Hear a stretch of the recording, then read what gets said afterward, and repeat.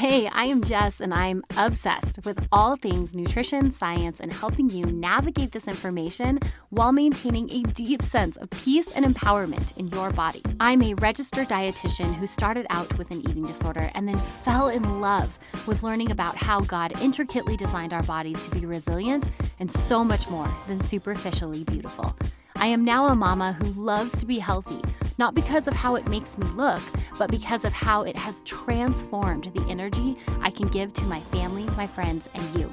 On this show, we hit on real talk around the latest nutrition science and body image resiliency, all while balancing it between grit and grace. Think of this as your weekly audio coffee to encourage your empowered eating journey.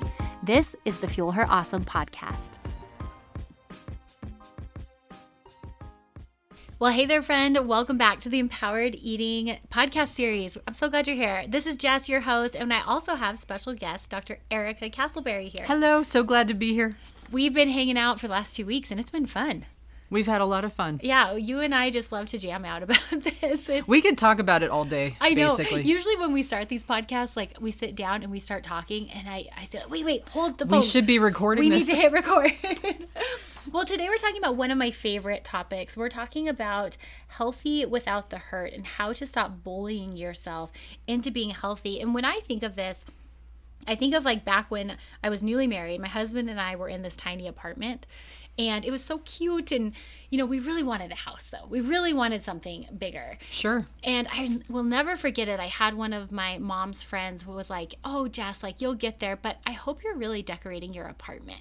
And I hope you're loving this season. And when I think about people trying to get healthier, I think it's similar to where, you know, they're in a certain body, they're in a certain existence. They may want something, you know, that they feel would be more energetic or stronger or more fit.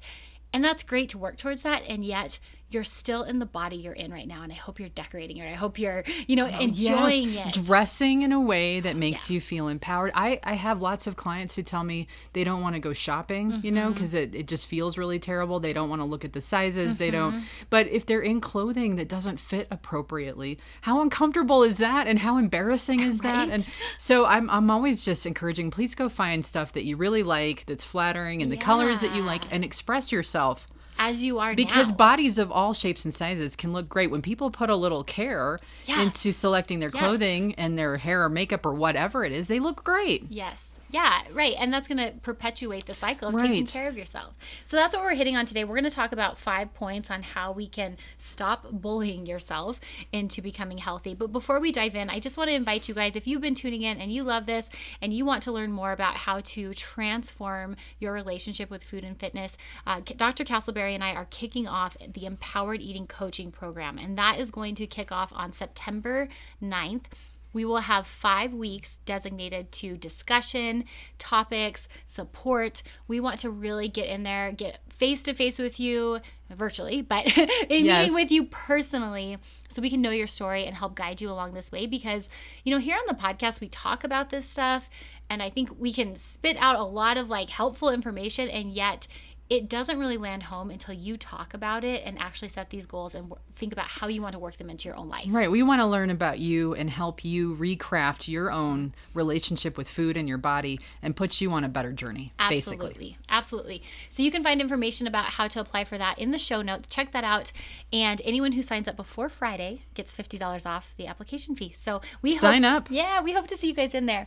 Okay, let's dive into these 5 points on how we can stop bullying yourself into being healthy. You want to kick us off, Erica? Sure. The first one is this idea, and I've heard this many times from clients in my private practice. I hate myself because I'm trying to use that to motivate me to make some positive changes. And I'm always flabbergasted because, you know, it just unfortunately doesn't work. So the mentality is I'm going to hate myself and be hard on myself and belittle myself until I make these positive changes. Then I'll give myself permission to be a good friend of myself, to like myself. And I'm saying that's backwards, unfortunately. What I want folks to do is to start being compassionate with themselves, start to appreciate the strengths they do have, start to be kind to themselves. And ironically, maybe this is counterintuitive, that's when people start to improve their self-care. It is.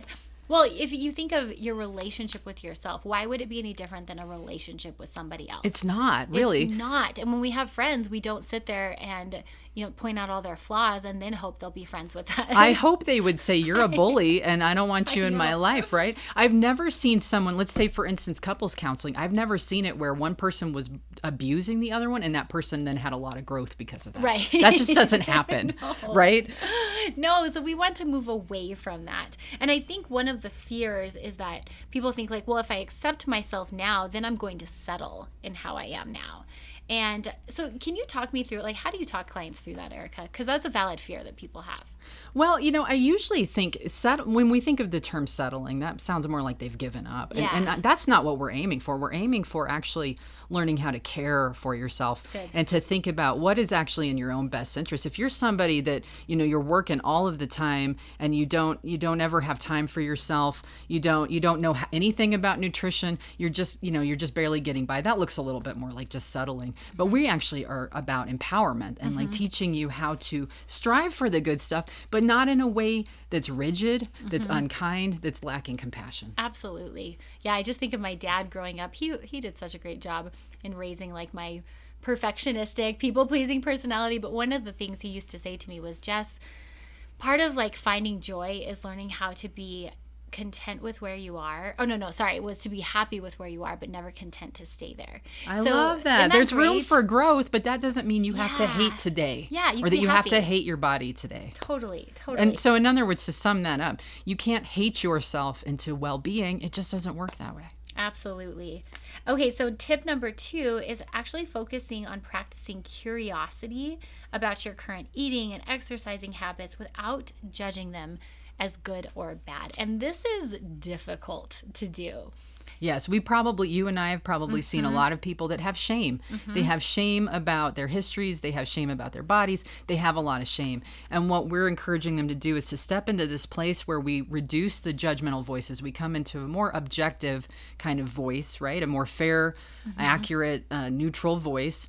And let's just kind of learn about some things with some curiosity. How did you get here, right? There were valid reasons. And let's approach that with some tenderness. Absolutely. And oftentimes this comes up in a lot of the eating disorder work that I do, but when we talk about recovering from an eating disorder, we look at why the eating disorder developed. Oftentimes it served a purpose for a season. That's true. It may have actually allowed the person to survive something Absolutely. that otherwise maybe they felt like they weren't going to survive. And I even see that in maybe a less extreme sense when folks are in stressful situations and they're looking for control, and maybe that's when they decided to start counting macros.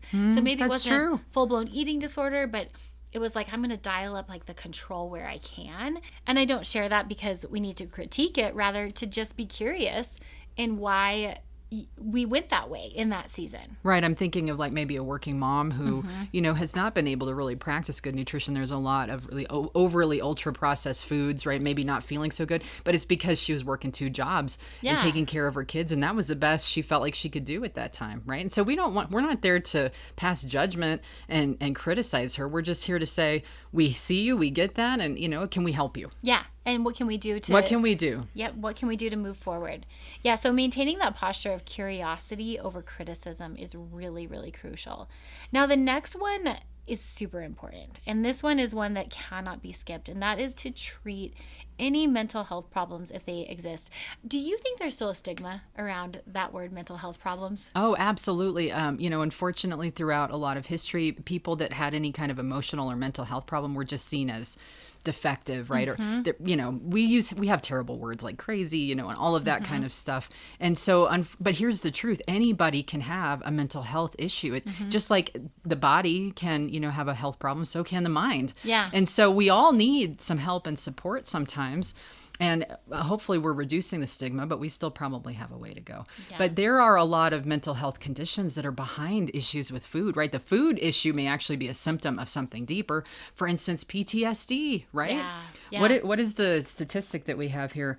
I think it's 1 out of 4 individuals with binge eating disorder actually has PTSD that's not treated. Wow. So the use of food in that way is to try to self-medicate this trauma history that's still very much alive. Yeah, and there again, it's like it served a tool, right? Yes, it was a coping yes. tool. So there's no judgment on that, but can we find a better one? And so we're not going to be specifically, working on those mental health diagnoses, but you know what, if Jess and I are really kind of concerned about somebody, we could pull you aside and give you some resources. Absolutely. I mean, that's one of my points I definitely hit on with clients is if we get to a certain point and the coping tool with food has become so strong that it reveals there's actually something behind it. Yeah. I'm like, let's get in therapy. This could be some depression, yeah. whatever it some may anxiety, be. Right. Some anxiety. Yeah. And those are all things that deserve attention Yes. just as much as your macros. Right. If not more.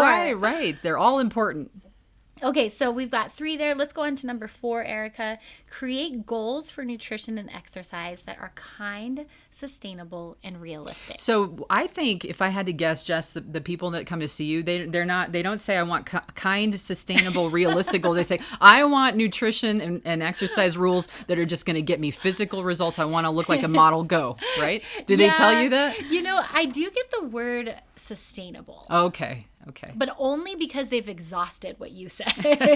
They've been there, done that sometimes. Yeah, I get a lot of folks that are like, I've done the dieting, I've tried all the things, I've done Whole30, I've done paleo, nothing has stuck. How can I make it sustainable? But I think the other words on here, the kind and realistic, are the ones that folks have a harder time pulling on. Well, yeah, because genetics play a role. A lot of things play a role in what our bodies actually look like. Well, and the realistic piece is hard. And I'd love to hear your thoughts on this because I work with so many high power humans, like athletes, incredibly and things smart. Yeah. Some of them are athletes, some of them are CEOs, some of them are physicians. I mean, they're just like, some of them are moms who have high achieving people, tons of kids. Yeah. I mean, it's just crazy. And so they have this really high expectation of themselves. And then when it comes to nutrition and food, they have that same expectation.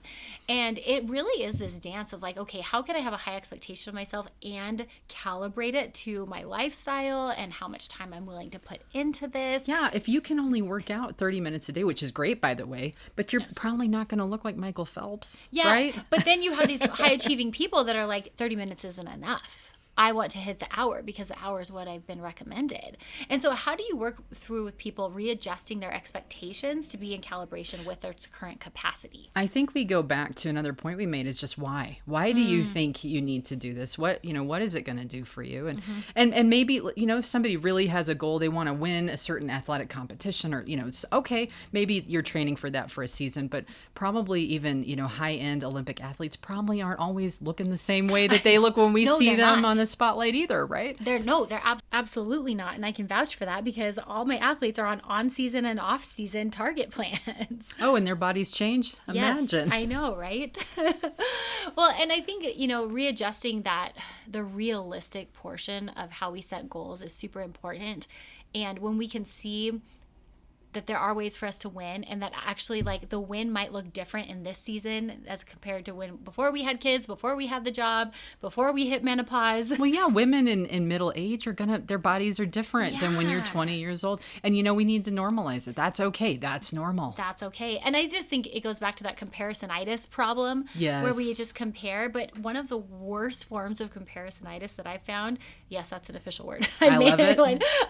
Is that it's actually when we compare ourselves to our previous self before that's additional true. responsibilities, before kids, before age. Life changes and things get in the way. It's not a perfect world. Why do we expect ourselves to be perfect? And so that's what we're talking about, is stepping out of that demand to be perfect so that we don't have to bully ourselves. Absolutely. Right? Absolutely. Okay, we've got one more. Erica, you want to wrap it up for us? Sure. So sometimes we just need some individual support with this stuff. If we don't know what moderation looks like, if we don't know what compassion looks like, if we don't know what sustainable and realistic goals look like with nutrition and with exercise, sometimes we need a little bit of help. And there are people that can help you, dietitians, therapists, and the Empowered Era eating program, right? That's what we're here for. Yeah, we can help really recalibrate some of those expectations. And I think when you get coaches in your corner, it's super important to make sure they are folks who have the training and the understanding. So I just got to share this example. I actually had a woman, this was last year, reach out to me because she wanted to understand body changes post-menopause. Now, I haven't been through menopause, but this is something I know really well about what happens in the body. And with women, men age like really linearly, and they, it's like around late 50s, they start to change. Women, it's like a sharp turn. I think the hormones fall off a cliff, right? They fall off a cliff. Yes. So there is a dramatic, almost overnight change in our physiology. And so this woman reached out to me because she was feeling like such a failure. She was feeling like she was working out with a 21-year-old male. Nothing against 21-year-old male. He was a rock star at being a personal trainer, but he didn't have like this piece. And it's just a different reality, right? Just a different reality. Yeah. And so he was kind of like creating this narrative in her head that she should be able to operate the way she did pre-menopause, when in reality there was a huge change. Right. So we had this discussion. It was great. But I think, when you reach out to folks, make sure they have the understanding that you need and that you're looking for. And there's a reason people like us have jobs. Right. That's true. Okay, so to recap, point number one, rather, no one can hate themselves into well-being. So you have to learn how to be more compassionate, curious, kind. Second, focus on practicing curiosity about your current eating and exercising habits with reducing the judgment, because if you don't get the judgment out of the way, you'll have a hard time really understanding it and making positive changes. 3, if you have a mental health condition, it's really important that you work on treating that, because it's probably creating symptoms that look like food issues, right? Mm-hmm. Or even issues with exercise. Absolutely. I've had compulsive exercisers, right? That sometimes it's a symptom of something else. PTSD. Yeah. 4, create goals for nutrition and exercise that are kind, sustainable, and realistic. And finally, seek support if you have questions, if you have doubts, if you just need some support. I believe in the power of us coming together to lift each other up. Sometimes an individual can't see their own beauty and worth and value, but the group can. And the group will say, hey, you're not seeing things accurately, and we want to help you. Absolutely. Oh my gosh. Well, if you are listening to this, my hope and that your takeaway today is that you really notice any of that bullying happening in your head, or any points that you're on your journey and you're just feeling that not good enough syndrome. My hope and prayer is that after today, you have some tools to take with you to combat that, because the reality is, whether you're at 100% peace with it or not, you are in the body you are in. And that's good enough, because you're here. You're here on this earth, and we're grateful you're here. And so we want you to be able to feel that kindness towards yourself, so that you can have the confidence to move forward and take better care of yourself. Well, we are so glad you joined us today, friend. And I'm glad you were here for the series. If you missed any of the other episodes, be sure to pop back on. We covered a lot of the basics of empowered eating. So this is a great place to start if you're just now building your empowered eating journey. And I would love to see you guys inside the Empowered Era group. Just as a reminder, that is going to kick off on September 9th. And anyone who signs up before Friday gets $50 off that application fee. And yeah, we're just so excited to see you in there. We're looking forward to meeting you.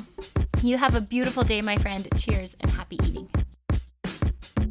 I'm so glad you were here today. Let's do yourself a favor and write down at least one actionable item that you can take away from today's episode to start fueling your awesome. Here on the show, we scratch the surface of empowered eating, but if you're looking to dive in deeper, I would love to help you out with that. Head over to jessbrownrd.com. You can check out my free empowered eating workshop. You can take a free quiz to see if your eating style aligns with your values, or better yet, book a discovery call with me to learn more about how to further your empowered eating journey. I cannot wait to be in your ear again, cheering you on along the way. Until then, cheers and happy eating.